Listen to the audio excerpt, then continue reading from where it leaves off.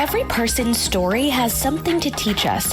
How others view life, how obstacles are overcome, how joy is felt, how fears are faced, how love is expressed. The Matters of Faith podcast explores individual stories of people's lives and how faith plays a part. It may not be your story, but it may help shape yours. And now, Matters of Faith with your host, Jay Wilburn.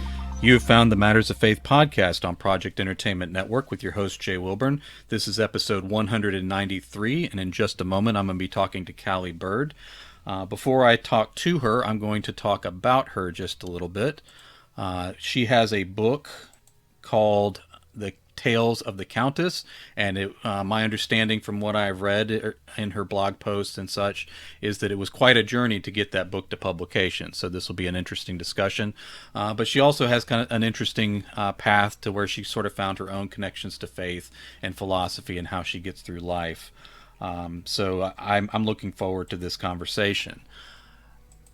Before we get into that, I want to remind everybody that there are advertising opportunities here on the Matters of Faith podcast. You can contact me directly at mattersoffaith@jwilburn.com, and I will give you very reasonable rates to share your passions and your work with my audience. So feel free to contact me, and I'll let you know. Also, that is the same email for questions or comments during or after various podcasts, and I'll do episodes where I answer those as well. So thank you for everyone who's tuning in, and now we'll get into the rest of the episode.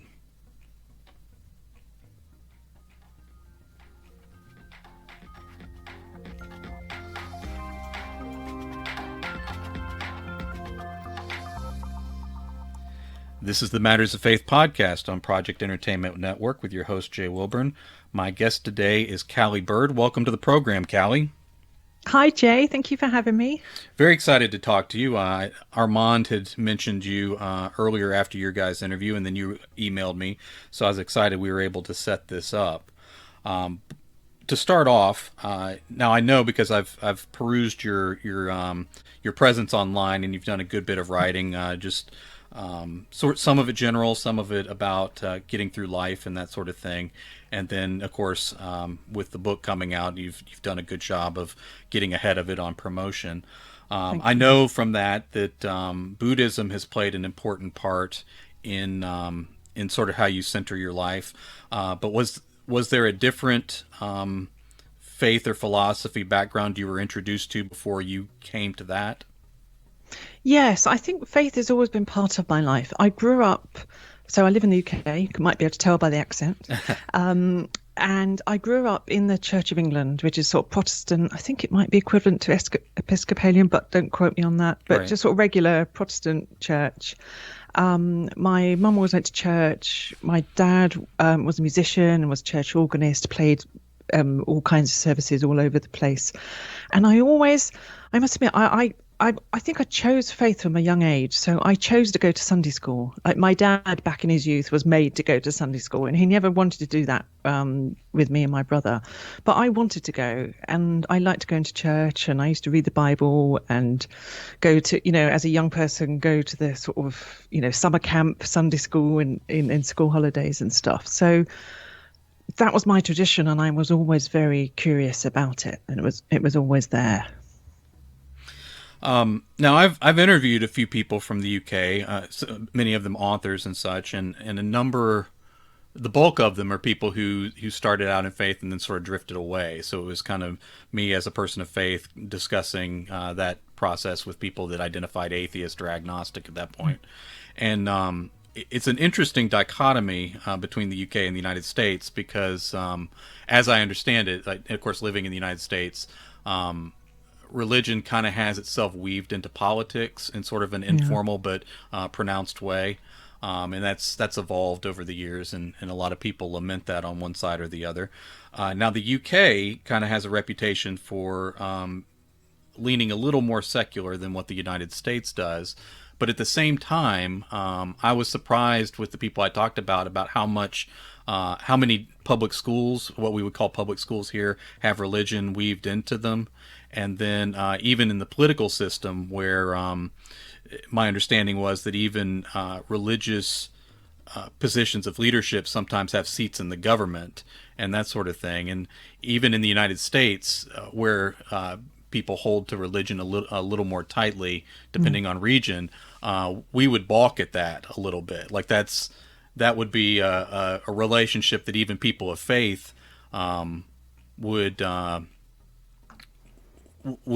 find prickly, I suppose. From your experience, how much is religion weaved into sort of the everyday life of a person in the UK? I think what you said is pretty accurate. On the whole, we are a secular country. So whereas American politicians might talk about God, British ones never will. So we kind of don't do the G word in sort of, public conversations. But then you are right, because some of our traditions, it's the House of Lords, it's the upper house. So the House of Commons is the elected members of Parliament, and then the House of Lords, I mean, in reality, they don't have a busting load of power. They tend to ratify everything that the Commons does anyway. But yeah, there are, and I can't remember the exact numbers, but there are a number of positions where it is Anglican bishops from the Church of England do have seats in the House of Lords. So the House of Lords, it's a life period. It is a weird system because on one hand, it's not really democratic. Once you're in, you're in, and it's sort of a life period. On the other hand, it does have the advantage that they can take the long-term view. So they're not worried about being elected again in 4 years' time. So sometimes that is the advantage of that, even though it's sort of quite old and archaic, really. I think all governments have a little of arcanisms in them or whatever. Now, at what point did you begin to like kind of walk me through your journey from where you started to sort of identifying Buddhist and what that means to you? Okay, so I met Buddhism when I was 21. So I'll just give you a bit of background. So yeah, I grew up in the Church of England, went off to university, and in my last year of university, I had some health issues where I suffered from a lot of fatigue, and I actually did a music degree. I came to America for a year as part of my degree, actually. I was an exchange student at the University of North Texas. Oh, wow. But in my final year, I struggled with sort of fatigue-related health problems, and that was a real struggle getting through my exams. And I was a flute player and do a final recital. And that caused me a lot of grief, and it was quite a painful thing because I couldn't give my best in my music. And so I think I was open. I was looking for something in terms of going to the doctor, regular medicine. It's sort of, even now, 30 years later, fatigue is still, it's still a bit of a misnomer. They can't really do much for you. You end up sort of turning more to alternative medicine. But back then, this was 1987, there wasn't really much in alternative medicine. So I think I was on the lookout for something. Despite having a music degree, my career options were being a teacher or being an unemployed flute player, and I didn't want to do either of those. So I actually went into accounting, and I went into business, and I was going to train to be the equivalent of a CPA, chartered accountant. So I was embarking on this career, which is hard work. You have to do exams, you have to study 10, 12 hours a week. It's like doing school exams every year for another 3 years, and you're working full time, Yeah. So I was definitely on the lookout for something. What could help me? Over the summer holidays, I recovered and I was much better, and I sort of went into my work stronger, but still open. And I moved to London. I grew up about 30, 40 miles from London, but I loved the city, and I moved to London as soon as I could. So I was on the lookout for something. I didn't know what it was. Was it going to be doing yoga or something? I didn't know, but I knew I needed help on the health front. And I'd been living in London about 2 months, and I remember it was a Saturday afternoon. I was doing my accounting homework. I think it was statistics or something. And in London, it's a bit like New York. You can't afford to live in your own place. You just, you have roommates. And this girl moved into our house, and she was from New Zealand, and she said, "Oh, Cali, don't worry if you hear any weird noises coming from my room. I'm a Buddhist, and I've got some Buddhist friends coming around, and we're going to chant." And I must admit, at the time, I thought, "Oh, that's so trendy. I'm living in London. I'm not in the sticks anymore, and we've got Buddhists in the house." So totally shallow, I have to admit, my early sort of forays into Buddhism. And over the course of a sort of few weeks, she kind of told me about it, and I had this feeling that it might be what I was looking for. And I dipped my toe in, and I went to a couple of meetings, and I loved it.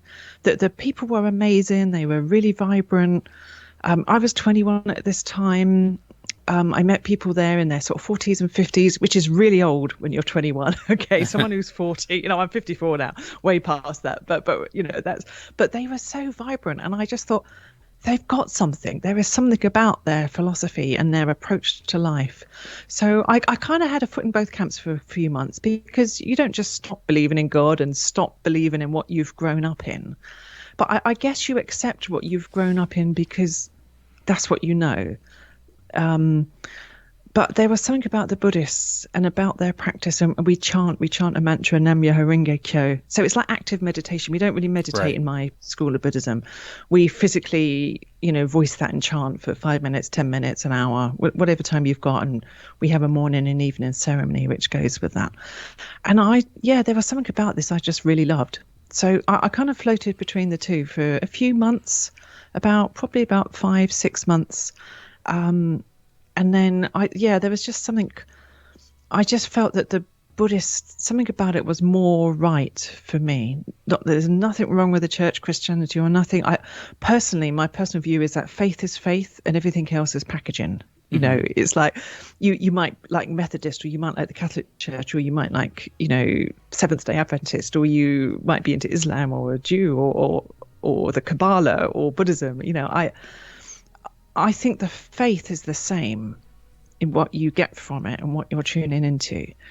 But what appeals is different packaging for different people, different cultures. And there was something about it that I think it just worked for me. And I just, over time thought this is the right one for me. Now I found it. Now, many Buddhists that I've spoken to, and of course we're talking the United States and Western world and all that, which may shape the view of it and that sort of thing. But a number of them sort of identified their beliefs in that package as more of a philosophy than a religion. From your viewpoint, do you view it as a life philosophy, or do you think of it in the religious context? I hear that argument a lot, and a lot of people would say that Buddhism is philosophy. For me personally, the way I personally view it, I view it as my religion. I'm a Buddhist. Mm-hmm. That's my sort of faith practice. That's what I put on the census form or the form at the doctor's, wherever you have to put that kind of thing. But I know that's my personal feel, because people see it both ways. But I think, yes, that's my religion. I'm a Buddhist. What do you think is the difference? Like a person that would categorize it as a philosophy versus a faith. Like what's the difference in that to you?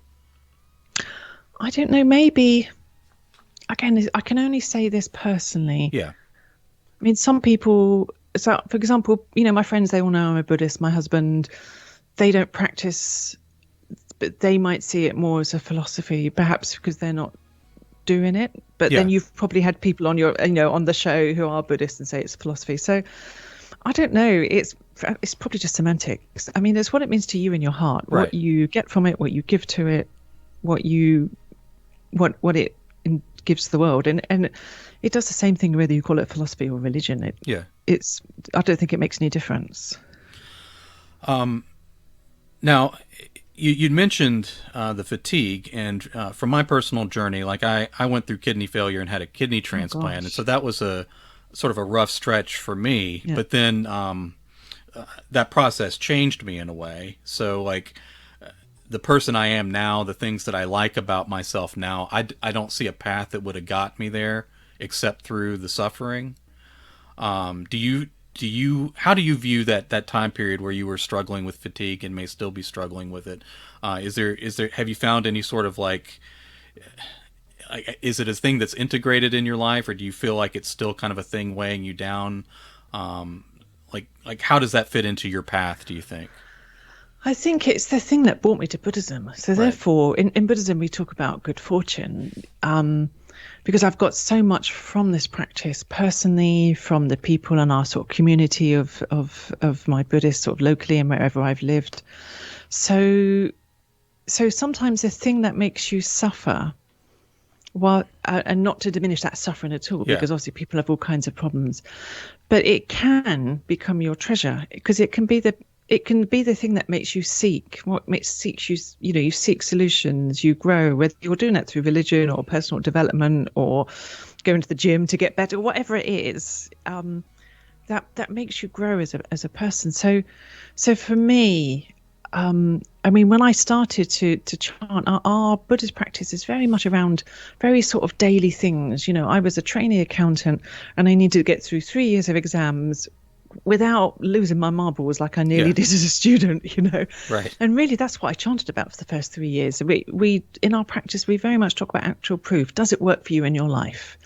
And so those sort of early 2-3 years of my practice were about, I have to do these exams, I have to pass these exams. And as each year went by, I did do it with far less stress than when my music degree as a student. So to me, that was proof of, oh, this is working for me. And I think over time, your sort of reach and what you see broadens, because in our practice, we talk about practicing for ourselves and others. So it's not one or the other. It's not just a self practice. It's not a selfless practice where you're just doing it for the good of society and other people. It's imbalance. And so, that it was a gift in a way, because that brought me to it. And now it has supported me all through my life. And whilst I still get a bit of fatigue now and then, it's nowhere near, it doesn't take me out in the way that it did then. It doesn't make me suffer. I get it a bit, but it's really not such a big deal these days. So it's sort of transformed. Now, do you think the difference in your experience of that goes to a difference in your health, or do you think that it's a difference in your mindset and how you approach when you're feeling fatigued? Probably all of that, to be honest. I mean, over the years, alternative medicine, everything from burn therapy to homeopathy, kinesiology, none of that existed in 1987 when I was a stressed music student. Had kinesiology have been around then, and they do a test and go, oh, you're really short on vitamin B5. No wonder you're exhausted. That would have probably saved me. So over the years, it's been a journey, not just in faith, but in practical things. What do I need to do that supports me? I take vitamin supplements. So I seem to have found the right concoction over the years. So now I just feel a bit under the weather for a couple of days rather than 2 or 3 weeks or a month or whatever. So definitely nowhere near as bad. And I think, you also learn to look after yourself. I think that's the benefit of aging, isn't it? You get more wise about your needs, health and otherwise. So, I mean, my blog site is called The Gentle Creative, because whilst I'd love to be one of those writers who gets up at 5 and, has done 6 hours writing before they start their day job, I have to go at a more delicate pace. Yeah. And I need the rest, and I need the stuff to put back into myself. And when I do that, I'm more resilient. So, I guess over the years, I've learned what works and what doesn't. And I think where the faith comes in, it gives you the courage to know what's right for you and to do it. I always used to say, for my Buddhist practice, if you ask me in a couple of words, what does it give me? And it's the courage to not accept second best for my life. Oh, wow. To sort of go for those goals. And I have quite an unusual work arrangement where I work 3 days a week, and I do that in IT. I test software, my finance software, still got the accounting sort of in there in the background. And then, and do and write on the side. So over the years, I've been able to build that life. And I think my Buddhist practice has given me, the courage to shoot for that and to ask for it, and also then to make it work in the day to day. So it works for me and it works for my employer, my client. Now, speaking of the blog, and I obviously didn't read all of it, but I dug through a good bit. Some of what you talk about in terms of your past, and this will probably lead into the book a little bit eventually, but you mention sort of a point in your life where you focus very much on your career, and that kind of became the center of your life. And then you talked about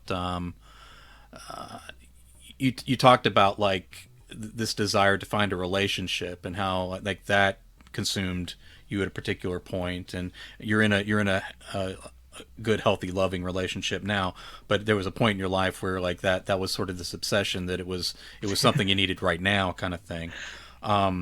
kind of talk about where you were in sort of that part of your journey and how it's different for you now. Yeah, so my 20s, despite having a music degree, went into accounting. From there, went into investment banking. I lived in central London. So, yeah, sort of quite high octane, work hard, play hard. But then, after a few years, I crashed and burnt because you can't ignore the creative side. You can try because my music degree ended up being quite a painful experience.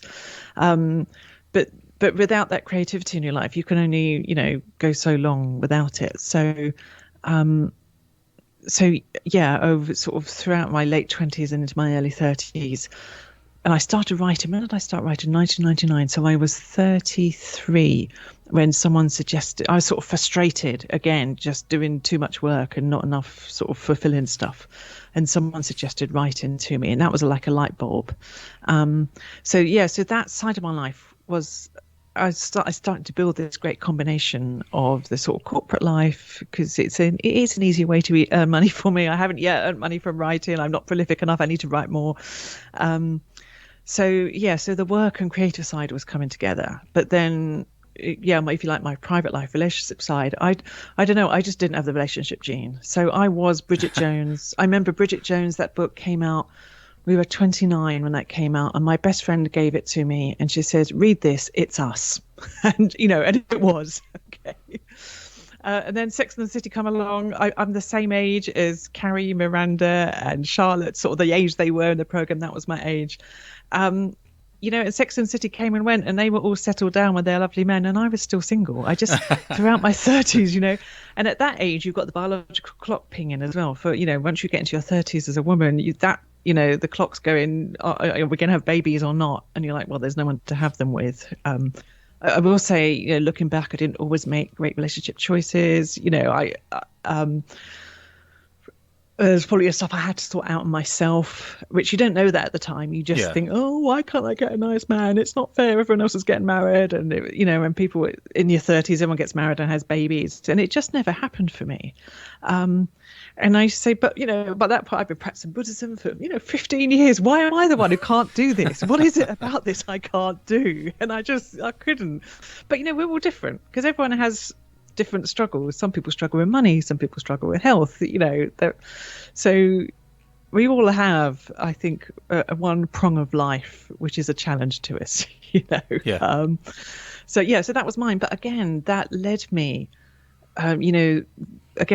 with my Buddhist practice underneath, support and everything, but also other practical things. Like I had counselling. I went to therapy for a couple of years, to sort of, that's sort of where I found out that actually I was making, not great choices, choosing men who are just as scared as me, but not realising that, So there's sort of the Buddhist practice supported what I had to do practically. Mm-hmm. And I guess growing up, I was a bit of a party girl. I used to go out and, drink too much and be out all hours. And I guess as I went through my 30s, that calmed down. And again, that's not conducive perhaps to a good marriage. I probably didn't look like wife material to a lot of men, but I didn't see that at the time. So, and the writing came out of that because Tales of the Countess, I used to jokingly call myself the Countess of Kennington. Kennington's a suburb very close to central London where I lived. And so when I first started writing the Countess, I have to admit the first draft wasn't really fiction. It was just, tales from my early 30s. But then gradually, as I learnt more about writing and shaped it into, just because it happened doesn't mean it works in a story. Yeah. But I guess I was motivated in the early days of that because it's like, hey, I can pick the ending. I can pick that she ends up with a man rather than, spending 2 years chasing someone who's not interested and crying over it to anyone who will listen, so that if you like something that challenges you in life, that then becomes a thing which leads you where you need to go, and where you learn what you need to learn. And so it led me down a personal development journey, a writing journey. I got this great balance between my working life and creative life. And then, yes, when I was 39, 3 months before turning 40, reconnected with the man who's now my husband. We were at school together, actually. And it was through a website called Friends Reunited, which is like a forerunner of Facebook in the UK, that Right. kind of idea, connect with school friends. And Graham and I, got together as he had just turned 40 and I was turning 40. It was a long journey to get there, but a great treasure. Looking back, I wouldn't have it any other way. Right. Now, getting into the book, because your book had a little bit of a journey too. It was released in May of this year, and it's set in 1998. You started writing around 1999, you said. So when did you actually start this book? I started the book. It started as a short story. It was in March 2000. So I'd started writing. I don't know if you know Julia Cameron, the artist's way, and his book, The Right to Write. So sort of lessons in getting going, being creative. And I'd started working through some of her stuff at the end of 99, wrote some short stories, was just experimenting. And because I had jokingly called myself the Countess anyway, it was sort of just this alter ego. And I had handbags. Actually, I should have had them next to me now, but I don't. I had a set of furry handbags that all had names, that all existed before I started to write. So when I started doing these creativity exercises, I thought, you know what? There's a story in this Countess and her handbags, and to me, they talked. So think Toy Story. So Toy Story, you've got Andy's bedroom. The toys have their own life in there. They've got their pecking order, they've got their scrubbles, there's their politics. And I always imagine, well, what do my handbags talk about when I'm not here? What happens, I go off on a business trip to New York, spend 15 minutes in Bloomingdale's and buy another one, and it's my new favorite. How does the old one feel about that? This is where my mind worked, what do they think of that? So I kind of realized there was mileage in this, the Countess and her talking handbags, trying to get the man of her dreams. It came out of my life, but as I learnt more about writing it, my own life dropped away from it. So she became my own character. The story became its own character. So I started writing it 20 years ago. I worked on it, learning as I went, because I discovered as I went, actually, I didn't know much about novel writing at all. Because you start with writing, because you write in daily life, and I had my kooky imagination. I think writers sometimes, when we start, we're very arrogant because we're like, I can do this. I can be a bestseller. I can have my book in Barnes and Nobles. Why not? We don't realize it takes time to learn that. No one, reads a medical book and goes, brain surgery, I could do that. Yeah. It's something you accept. It takes you, 10, 15, 20 years to learn with a lot of mentoring, So I had to learn all that the hard way. So I just did draft after draft. You get to the end of the first draft, which was fragments of all kinds of bits and pieces, to be honest. And then you read it through, then you go, right, that's rubbish. But now I get an idea of this is how it needs to be. And this is probably the story. And that character, they don't need to be in it. So I just, in every year I wrote a new draft. I got feedback. There's a company in the UK called the Literary Consultancy where they give you sort of editorial feedback. And then after 2-3 years, I was starting to send it to literary agents. I'd get some great, what I call handwritten rejections. So back in those days, it was a photocopied, Xerox piece of paper that had been Xeroxed 100 times. And someone wrote a really nice note on it. And I go, that's a good rejection. Yeah. And then it got to about 2008 and I just burnt out with it then. And by that point, I also wasn't single. I think when I was single and going through the most painful time of being single, I think I had to get that out and write, and as I say, in the book, I could choose the ending. So I did all my learning with it and then burnt out with it. And so I can't take the story any further and I need to park it. I always knew I'd come back to it, but I just thought I'm done with this for now. It sat in the proverbial drawer for about 9 years. And I still wrote. I was life coaching at that point. I wrote a personal development book.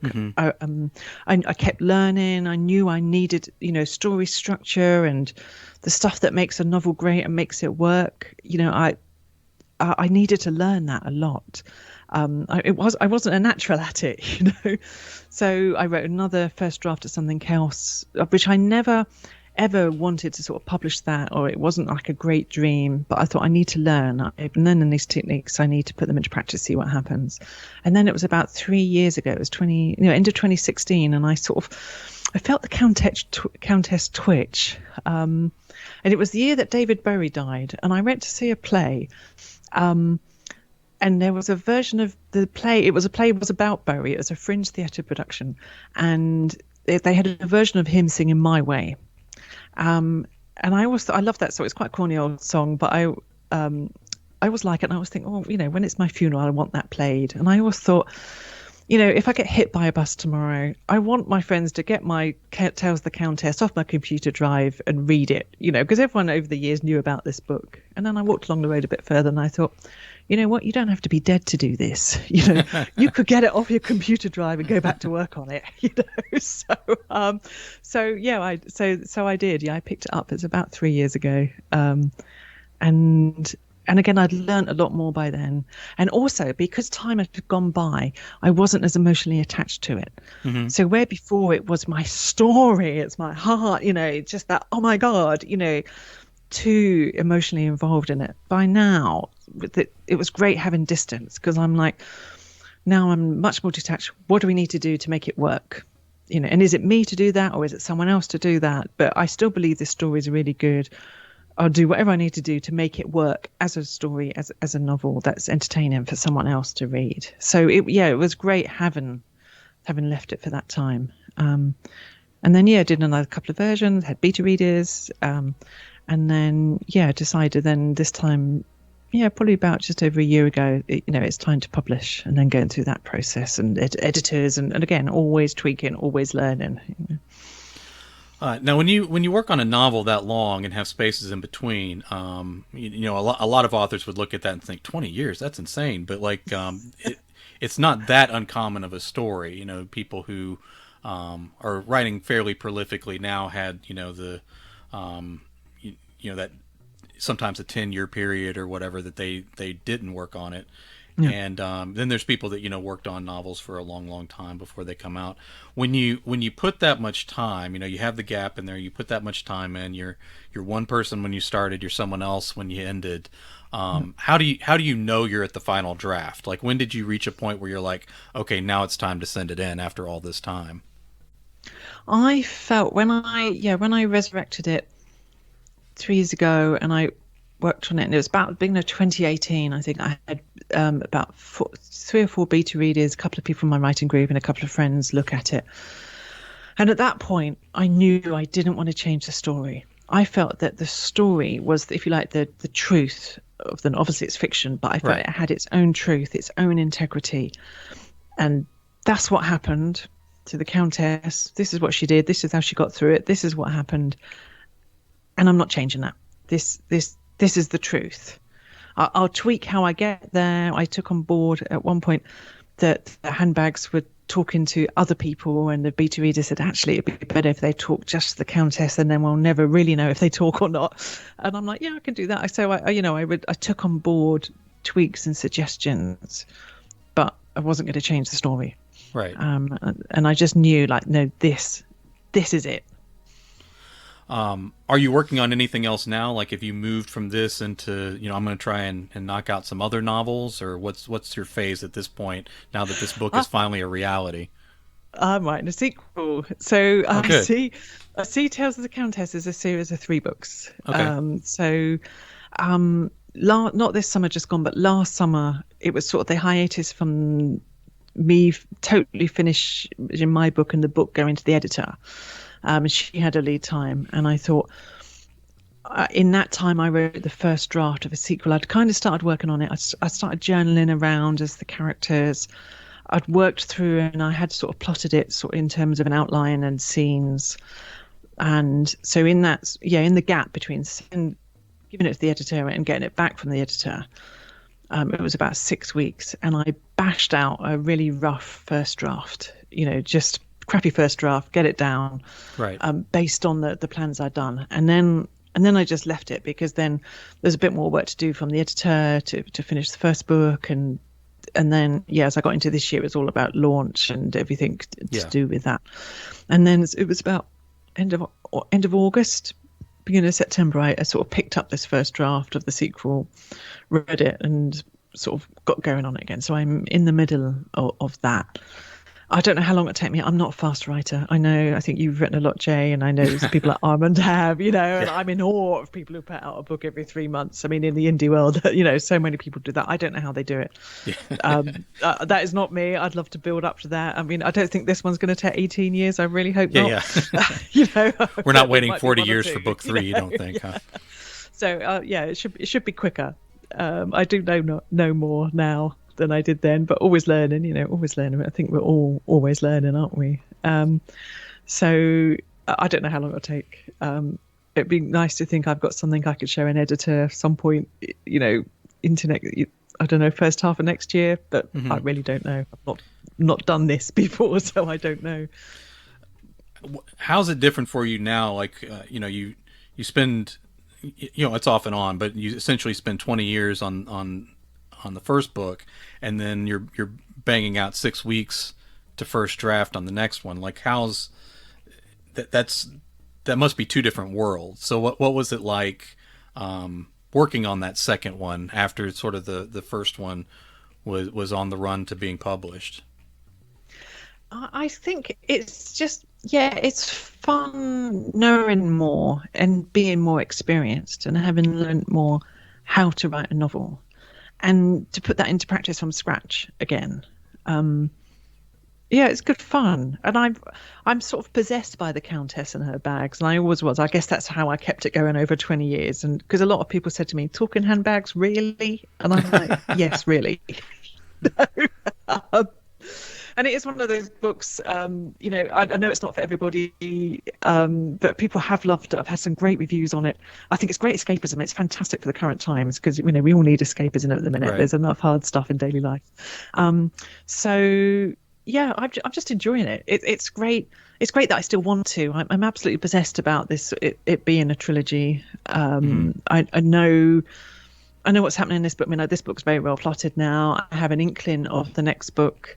But I haven't. It is literally. I'm not going to say what it is, but it's about 2 sentences what I can tell you that happens, and But over time, I will plot that one as well. So it's just fun. It's fun. The last couple of years I've listened to a lot of writing podcasts, right. And indie publishing podcasts, and it's fun to be one of the people who are doing that and putting these things that I've spent all this time learning, putting it into practice and seeing what happens. Now the genre is sort of romantic comedy, and you could even say magic realism in there a little bit too. Now, that's what you've written this time. How does that compare to your reading? Like, is that a genre you read often, or is there a whole different path to your reading compared to what you typically write? No, I probably read a lot in that genre, going all the way back to Bridget Jones type stuff. So that chick lit genre. As I've got older, it's turned into middle-aged lit genre. So my daily life and my work and life, fitting it all in, is very busy. So on the whole, I want something that's quite easy to read. When I'm on vacation, I might read something more from what I call like high literature. Mm-hmm. More what I call grown-up literary fiction. But on the whole, when I just want something to read for 10 minutes before I go to bed at night and just lose yourself in something nice and fun. So I do read a lot of that. However, I must admit, through the lockdown and over this course of 2020, I've read all kinds of things. And because I've met a lot more other writers, and other people had books come out this summer, and I've read theirs in genres like science fiction and speculative fiction and stuff I wouldn't normally read. But right. I know the person who's published it. I'm like, I'll give this a read, and I've really enjoyed it. So I've read probably more this year than I normally get around to. I think again that need to escape, need to just switch your head off at the end of the day, and we've made it through another day in 2020. Now you'd mentioned a personal development book. Is that the one you wrote around 2010 that I saw online? Yeah. Don't give up your day job. Yeah. basically, what was that about, and what were you trying to get across to people with that particular book? So it's the whole ethos of what I've done. I mean, many people would love, but people in corporate life, most people end up in their job. Very few people say, "Oh, I want to be a credit control clerk," or Yeah. "I want to be a solicitor," or like me, I want to be an accountant. No, it's just, it's just what happened. So lots of people have dreams. They'd like to run a business, do a hobby, write, creative. But it's not necessarily realistic for them to give up their day job, especially the older you get. Once you get into your sort of 30s, 40s, 50s, you've got kids, you've got mortgages. You can't just necessarily give up the job and wing it doing something else, which you might have got away with when you were in your 20s. So I kind of wrote about like my philosophy. So I work part-time in my job. I've worked part-time in my work for most about the last 20 years. So, and then done stuff around the edge, sort of scratch the itch around the edge, or scratch the itch another way. So so one of the things I did on the side, I don't do it now, but for a few years I had a life coaching business, and very much sort of people like me from the corporate world want to dip their toe into something else. It's not necessarily realistic to do that as their main thing. It's probably not going to bring in enough money for them, or they're not going to have the skills to bring in enough money. But how can they do that on the side and feel good about themselves and go to work as well? So the book is about doing that. Beyond the trilogy itself, have you thought about what might be next? Are there other ideas brewing in your head you think maybe filling out your writing catalog here? I would love to write. It's kind of all time and energy. I would love to write a book based on my Gentle Creative website, which it's all in the mold of Don't Give Up Your Day Job, because on Gentle Creative I say don't give up your day job to write, but fit it in the cracks, Yeah. So I would love to formalize some of that into a book, based on a lot of the stuff I've got on my blog. I want to get the 3 Countess novels out, which are all, as you say, they're set back in late 90s around the millennium. I also think, well, what would the Countess be doing now? So I can feel a more, Countess in her 50s kind of novel, a bit of a jump from that trilogy. So I don't know when I'm going to get to do all of this. It's all going to take time. I'll get there eventually. But there's always more that I want to do than I think I'll ever have time to do. Oh, right. But you never know. You never know. Well, thank you for being on the program. It was fun talking to you. Oh, thank you for having me. It's been really good discussion. Really interesting. Thank you. All right. And everybody can find Tales of the Countess on Amazon. That's where I found it, and it wasn't hard at all. And those watching on screen saw me kind of pull it up there so they could see where it was. Look forward to seeing the sequels on that, and we will talk to everybody again next week. Lovely. Thank you. Thanks again for having me, Jay.